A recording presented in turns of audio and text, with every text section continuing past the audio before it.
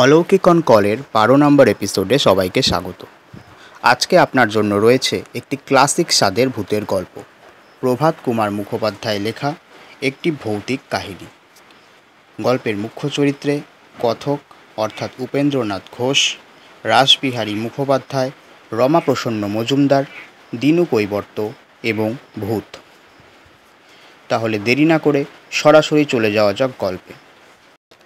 আমার নাম শ্রী উপেন্দ্রনাথ ঘোষ, নিবাস বীরভূম জেলার টগরা নামক গ্রামে। 1872 খ্রিস্টাব্দে আমি বিএ পাস করে চাকরির সন্ধানে প্রবৃত্ত হই। কয়েক মাস ধরে বহু আবেদন করলাম, কিন্তু কোনোরূপ ফল হলো না। অবশেষে সিউড়ি জেলা স্কুলে দ্বিতীয় শিক্ষকের পদ শূন্য হয়েছে সংবাদ পেয়ে সদরে গিয়ে বহু লোকের খোসামত করে সেই কাজে নিযুক্ত হলাম। আমার বেতন হলো মাসিক 50 টাকা। আমাদের গ্রাম থেকে সিউড়ি 12 ক্রোশ পথ, বরাবর একটি কাঁচা রাস্তা আছে। আমি বাড়ি ফিরে নিজের জিনিসপত্র নিয়ে 2 দিন পরে নতুন কাজে প্রবৃত্ত হলাম।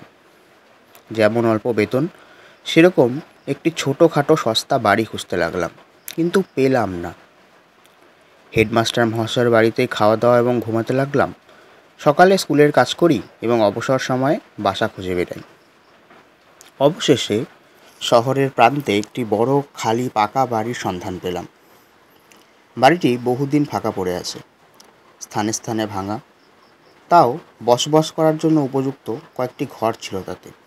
মাসিক মাত্র 5 সিকি ভাড়া দিলেই বাড়িটি পাওয়া যায়। কিন্তু গুজব এই যে বাড়িটিতে ভূত আছে। তখন আমি সদ্য কলেজের ছোকরা, ইয়ং বেঙ্গল। ভূতের ভয়ে যদি পিছপা হই, তবে আমার বিদ্যা মর্যাদা একেবারে ধূলিসাৎ হয়। সুতরাং বাড়িটা নেওয়াই স্থির করলাম। কিন্তু অত দূরে একাকী থাকা তো নিরাপদ নয়, চোর ডাকাতের ভয় তো একটা আছে। তাই একজন সঙ্গীর খোঁজ করতে লাগলাম। জুটেও গেল একজন। তিনি আমাদেরই স্কুলের চতুর্থ শিক্ষক, নাম রাসবিহারী মুখোপাধ্যায়। যদিও তিনি বিএ পাস করেননি, তাও কলেজে পড়েছিলেন এবং নিজেকে ইয়ং বেঙ্গল শ্রেণীভুক্তই মনে করেন। তার আগের বাড়িতে কিছু অসুবিধা হইতেছিল, তাই তিনি আমার সঙ্গে যোগদান করার জন্য প্রস্তুত হলেন।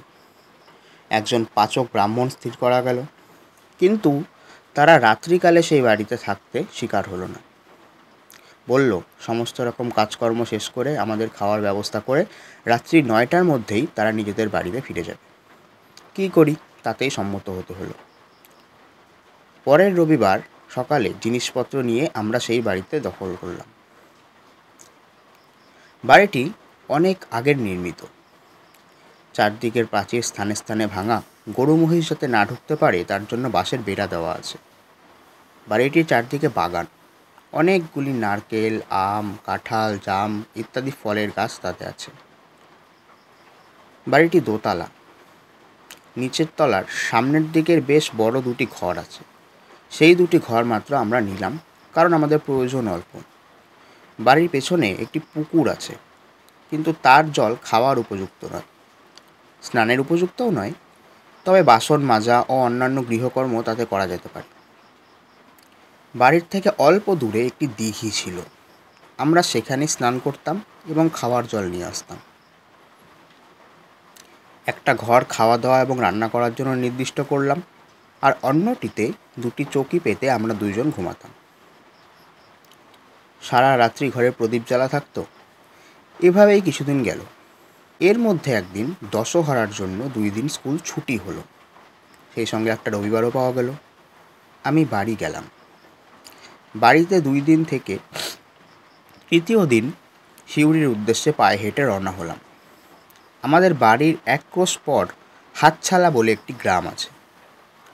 পূর্বে এখানে স্থানীয় জমিদারের অনেকগুলি হাতি বাঁধা থাকত। হাতিশালা থেকেই হাতছালা নামটি উৎপন্ন হয়েছে। সেই গ্রামের প্রান্তে রাস্তার ধারে একটি মন্দির আছে।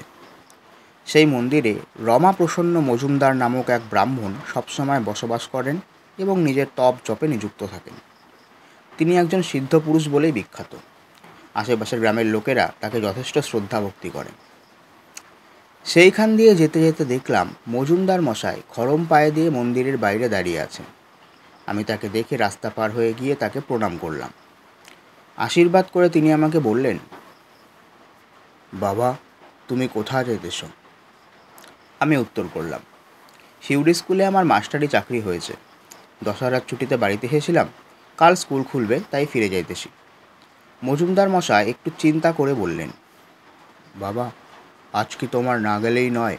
আজ ফিরে যাও, কাল যেও। আমি বললাম, কাল স্কুল খুলবে, আমার সবেমাত্র নতুন চাকরি, এর মধ্যে কামাই হওয়াটা বড় খারাপ কথা, সুতরাং আমাকে এরূপ আজ্ঞা করবেন না। মজুমদার মশাই বললেন, তুমি কোথায় বাসা নিয়েছো? আমি বললাম, শহরের দক্ষিণ অংশে একটি পুরনো খালি বাড়ি ছিল, সেইটি ভাড়া নিয়েই আমি আর আমার স্কুলের অন্য একজন মাস্টারমশাই রাসবিহারী মুখোপাধ্যায় একত্রে বসবাস করছি। বলে মজুমদার মহাশয়কে প্রণাম করে আমি পথ চলতে লাগলাম। বেলা আন্দাজ 2টোর সময় সিউড়ি পৌঁছালাম। স্নান খাওয়া দাওয়া করতে করতে বিকেল 5টা বেজে গেল। খাওয়া দাওয়ার পর বারান্দায় বসে তামাক খাচ্ছি, এমন সময় দেখি আমাদেরই গ্রামের একজন কৈবর্ত বড় লাঠি ঘাড়ে নিয়ে এসে উপস্থিত হলো। তাহাকে দেখে বিস্মিত হয়ে আমি জিজ্ঞাসা করলাম, কিরে, তুই হঠাৎ কোথা থেকে এলি? সে বলল, আগে মা ঠাকুরানী চিঠি দিয়েছেন, আর একটি কবজ আপনার হাতে পড়বার জন্য পাঠিয়েছেন। বলে সে আমাকে একটি চিঠি ও একটি কবজ দিল। চিঠি খুলে পড়ে দেখলাম, মাতা ঠাকুরানী অর্থাৎ আমার মা তাতে লিখেছেন, তুমি বাড়ি থেকে যাওয়ার পর রমাপ্রসন্ন মজুমদার মহাশয় এসেছিলেন এবং এই কবজ দিয়ে বললেন, মা, তোমার ছেলে সকালে সিউড়ি রওনা হয়েছে, তার সাথে আমার রাস্তায় দেখা হয়েছে, তার জন্য আমি এই রাম কবজটি এনেছি। তুমি যেমন করে পারো আজই এই কবজটি তোমার ছেলের কাছে পাঠিয়ে দাও এবং বিশেষ করে লেখো যেন আজই সে এই কবজটি ধারণ করে।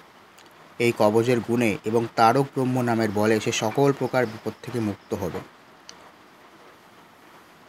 সুতরাং আমি দিনু কৈবর্তকে দিয়ে এই চিঠি ও কবজ পাঠালাম।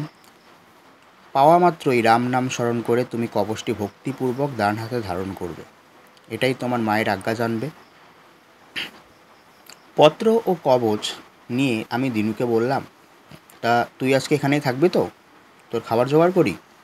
সে বলল, আগে না, ঠাকুরানী বিশেষ করে বলে দিয়েছেন তুই নিচে দাঁড়িয়ে থেকে কবজটা পড়াবি এবং রাতে এসে আমাকে খবর দিবি যে আমার ছেলে কবজ পড়েছে।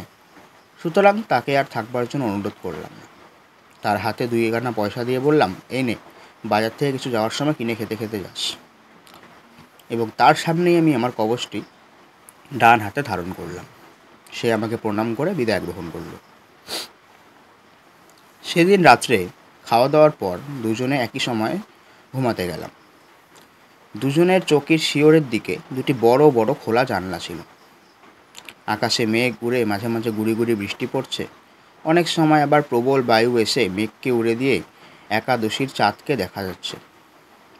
আমরা দুজনে কিছুক্ষণ গল্পগুজব করে তারপর নিস্তব্ধ হলাম। এমনিতেই পথশ্রমে অনেকটা ক্লান্ত ছিলাম, তাই খুব তাড়াতাড়ি ঘুমিয়ে পড়লাম।